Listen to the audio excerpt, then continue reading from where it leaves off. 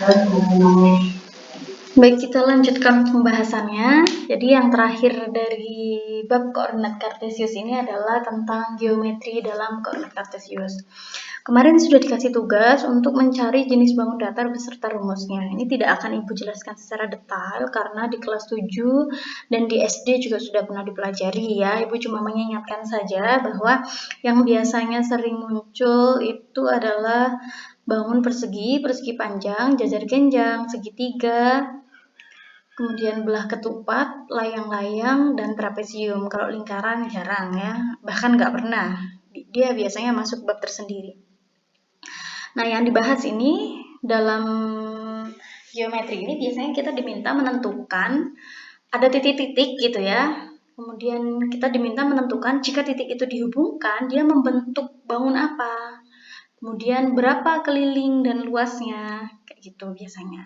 Sebagai contoh misal, kita punya titik A, B, C, D seperti ini. A-nya 1,2, B-nya 5,2, dan seterusnya.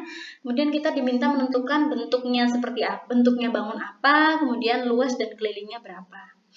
Pertama-tama kita gambarkan dulu di sistem koordinat kartesiusnya. Titik A itu 1,2, berarti X-nya 1, Y-nya 2. Titik A di sini. Titik B itu 5,2 dan seterusnya dengan teknik yang sama seperti yang sebelumnya dipelajari ya. Nah, kalau kita hubungkan ini membentuk bangun apa? Nah, di sini kalian tidak boleh pakai feeling ya, hitungannya harus diperhitungkan, maksudnya harus pakai logika. Nggak boleh, oh Bu ini bentuknya seperti persegi Bu.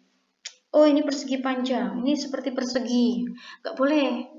Jadi untuk kita tahu bedanya persegi atau persegi panjang itu kan sudah jelas ya di sebelumnya itu, di level-level sebelumnya sudah pernah dipelajari bahwa yang membedakan persegi dengan persegi panjang itu adalah sisinya. Kalau sisinya sama berarti persegi, kalau tidak sama persegi panjang. Nah, kita harus hitung ini sama atau tidak. Kita lihat berapa panjang dari A ke B di sini. Nah, ini kan sudah ada garis-garisnya ya, atau kalian boleh gunakan ini angka-angka di sini boleh, A-nya di sini, B-nya di sini. Berarti panjangnya 1, 2, 3, 4. Berarti 4 satuan. Nah, atau boleh pakai yang dari sini ya. 1, 2, 3, 4. Lebarnya berapa lebarnya? Lebarnya kita hitung 1, 2, 3. Lebarnya 3 satuan. Berarti panjang dan lebarnya tidak sama. Berarti ini bukan persegi, tapi persegi panjang.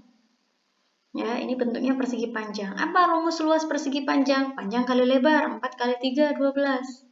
Apa rumus keliling persegi? Nah, keliling itu boleh kalau kalian lupa rumus, yang namanya keliling itu kan berarti pinggir-pinggirnya. Berarti 4 tambah 3 tambah 4 tambah 3. Bisa seperti itu.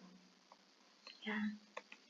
Nah, sebagai contoh yang lainnya, misal kita punya jajar genjang EFGH, diketahui koordinat titik sudutnya EFH. Baru 3 yang diketahui, padahal jajar genjang itu sudutnya ada 4. Nah, pertanyaannya diminta menentukan koordinat titik G dan menghitung luasnya. Sama seperti tadi, pertama kita gambar dulu ya, titik yang sudah diketahui EFH. E-nya berapa? Min 3,3, F-nya 2,3, dan H-nya min 1,1. Kita lihat di sini. O dari E ke H itu jaraknya 2. Nah, berarti dari F ke H juga jaraknya harus 2. Dan di sininya harus sama dengan H, kan supaya bentuknya menjadi jajar genjang. Berarti di sini titik G-nya. Ya. Titik G-nya di sini. Nah, terus kemudian terbentuklah sebuah jajaran genjang. Jadi koordinat titik G-nya berapa? Berapa di sini G-nya? X-nya berapa? 4. Y-nya berapa? 1. Berarti koordinatnya adalah 4,1.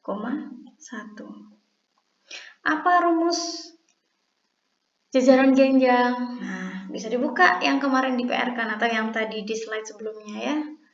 Di sini berapa panjangnya? 1, 2, 3, 4, 5. 5. Ya. 5. Terus tingginya berapa? 1, 2, 3, 4. 4. Berarti luasnya adalah 4 kali 5 atau 20. Nah, sebagai latihan, silahkan kerjakan LKS tugas mandiri halaman 21 nomor 3 dan 5. Terima kasih.